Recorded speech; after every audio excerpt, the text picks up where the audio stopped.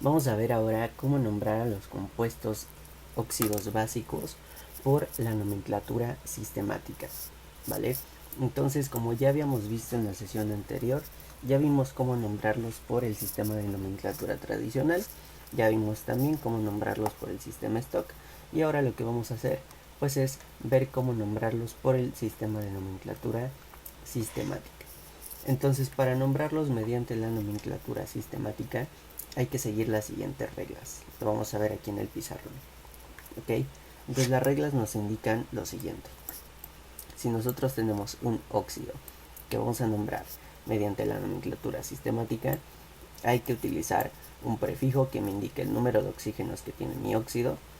Luego voy a poner la palabra óxido de, y luego un prefijo que me indique el número de no metales que tiene mi óxido, ¿vale? Y luego voy a escribir el nombre del elemento. Suena un poquito confuso, pero se van a dar cuenta que es bastante sencillo, y de hecho la nomenclatura sistemática, debido a la facilidad que se tiene para utilizarla, pues es de las más comunes que se utilizan pues de forma cotidiana, ¿vale? Por los químicos. Entonces, bueno, vamos a empezar a ver dos ejemplos donde vamos a aplicar estas reglas, y luego vamos a nombrar a los demás compuestos que estaban ahí en la serie de ejercicios que hemos estado realizando video con video. Entonces, bueno, vamos a ver cómo nombrar a estos dos compuestos de aquí. Vamos a empezar por este que tenemos aquí. En este compuesto vamos a contar el número de átomos que tengo de oxígeno y cuántos átomos tengo de el otro elemento, que es el metal, ¿vale? El potasio. Entonces, de potasio tengo 2 átomos y de oxígeno no tengo subíndice, y hay que recordar que cuando no hay subíndice se sobreentiende que el número es 1, ¿vale? Entonces, en este caso, ¿cuántos átomos tengo de oxígeno? Tengo 1. La regla general me indica que debo de indicar con un prefijo el número de oxígenos que tiene mi elemento. En este caso tengo 1. Para el 1, para un átomo de oxígeno, corresponde el prefijo mono.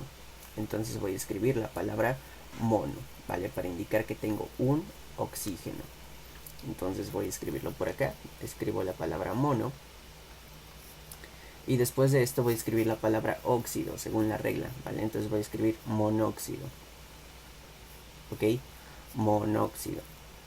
Después voy a escribir la palabra de, ¿vale? Y voy a escribir otro prefijo. Ahora, este prefijo, ¿qué es lo que me va a indicar? Este prefijo me indica el número de veces, o el número de átomos más bien, que tenemos de no metal, ¿vale? Número de átomos que tenemos de el metal o del no metal. Entonces, bueno, en este caso tenemos un metal, que es el potasio, ¿vale? Para el potasio, lo que vamos a hacer es escribir el número 2, ¿vale? Porque tenemos 2 átomos, y ese número 2 se indica con el prefijo di, ¿vale? Aquí tendría que ir el prefijo di, en esta parte. Entonces vamos a escribir monóxido de, y luego vamos a escribir la palabra di, y al final escribimos el nombre del elemento. En este caso el elemento es el potasio, entonces sería monóxido de dipotasio. Y ahí ya tenemos el nombre para este óxido básico, ¿vale? Vamos con el siguiente. Este aquí también es otro ejemplo. En este caso, este es un óxido de tipo ácido. Como pueden ver, tenemos el carbono, que es un no metal. Es un óxido de tipo no metálico, pero las reglas de nomenclatura stock son las mismas para ambos, ¿vale? Solamente que puse este porque quiero que observen lo que va a suceder. Vamos a contar el número de átomos que tenemos de cada uno de estos elementos. Vemos que para el carbono tenemos 1, para el oxígeno tenemos 1, dado que no hay número, ¿vale? Entonces es como si tuviéramos aquí unos unos. No se escriben, estos no se deben escribir, está incorrecto escribirlos. Sin embargo, los escribo para que ustedes puedan visualizar mejor el hecho de que únicamente tenemos un átomo de cada uno de ellos, ¿vale? Entonces, bueno, ya vimos que tenemos un átomo de oxígeno, tenemos un átomo de carbono, que es mi elemento no metálico, y quiero que observen qué es lo que va a suceder. De acuerdo con la regla, si yo tengo un solo átomo de oxígeno, entonces escribo mono, ¿vale? Eso pues normal, como lo habíamos hecho en el otro compuesto. Después la palabra óxido, ¿vale? Mono, y lo juntamos con óxido, monóxido. Luego la palabra de, y aquí yo tengo que escribir un prefijo que me indica el número de veces que aparece mi no metal o metal. En este caso aparece una vez, ¿vale?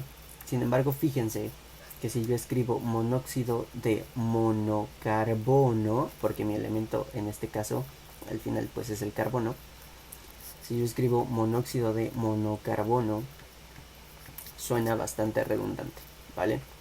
Eso es incorrecto. No podemos escribir dos veces lo mismo, y es por eso que cuando tenemos el caso en el que el no metal o el metal aparece una sola vez, no se escribe, solamente se va a escribir de dos átomos para arriba en el caso del metal o no metal, ¿vale? En el caso del oxígeno siempre se va a poner el prefijo, así sea uno, siempre se pone el prefijo, ¿vale? Siempre se pone. Pero en el caso del metal o no metal únicamente se va a poner ese prefijo cuando sean dos átomos para arriba. Es decir que aquí, si yo tengo un solo átomo de carbono, no voy a escribir monocarbono, ¿vale? Aquí únicamente se pone monóxido de carbono, ¿ok? Ya en el caso de que hubieran sido dos átomos de carbono, entonces ahí sería dicarbono, ¿vale? Pero en este caso solamente fue un carbono, entonces para uno no se pone prefijo en el metal o no metal, ¿vale? El único que lleva prefijo siempre es el oxígeno, ¿vale? Y el oxígeno se indica con la palabra óxido. Entonces ahí tenemos las reglas para poder nombrar estos compuestos. Vamos a aplicarlas en la serie de ejercicios que tenemos ahí en la presentación, ¿vale? Entonces vamos a aplicar estas reglas a la nomenclatura sistemática. Vamos a aplicarlo aquí, ¿vale? Vemos que tenemos este compuesto, que es el óxido férrico. Tenemos que contar el número de átomos que tenemos de cada uno de estos elementos, ¿ok? Entonces de oxígeno, ¿cuántos átomos, tengo? Tengo 3 átomos de oxígeno.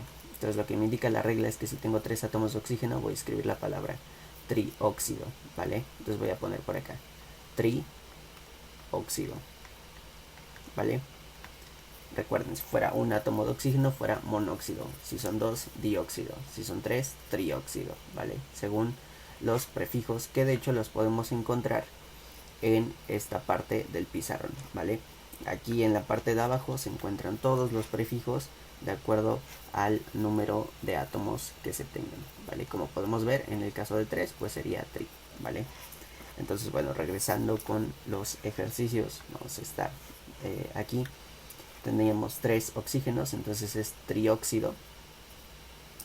Y luego vemos que tenemos 2 de hierro. Entonces lo que tenemos que hacer es escribir trióxido de dihierro, ¿vale? ¿De dónde sale todo esto? Bueno, tri porque son 3 átomos de oxígeno. La palabra de pues siempre se escribe di porque son 2 átomos y porque tenemos hierro, ¿vale? 2 átomos de hierro. Entonces esta es la regla que tenemos que seguir. Como ven, simplemente es aplicar las reglas que habíamos visto en esta parte de la pizarra. Entonces, bueno, vamos a continuar con los demás compuestos. Tenemos aquí varios ejemplos para que pueda quedar esto pues bastante claro. Entonces, bueno, vamos con este compuesto. En este caso tenemos 2 átomos de cobre y para el oxígeno tenemos únicamente un átomo, ¿vale? Entonces tenemos un átomo de oxígeno. Hay que recordar que si hay un átomo de oxígeno se indica con el prefijo mono. Entonces monóxido, ¿vale? Monóxido porque hay un oxígeno, y para el caso del oxígeno, si hay uno, sí se indica, ¿vale? Luego, después de poner monóxido, vamos a ver cuántos átomos tengo de cobre. De cobre tengo 2 átomos, entonces voy a escribir monóxido de di, porque son 2 átomos, y luego voy a escribir cobre, monóxido de dicobre. Y ahí tenemos el nombre de este compuesto. Vamos con el siguiente. El siguiente compuesto es el AU2O3.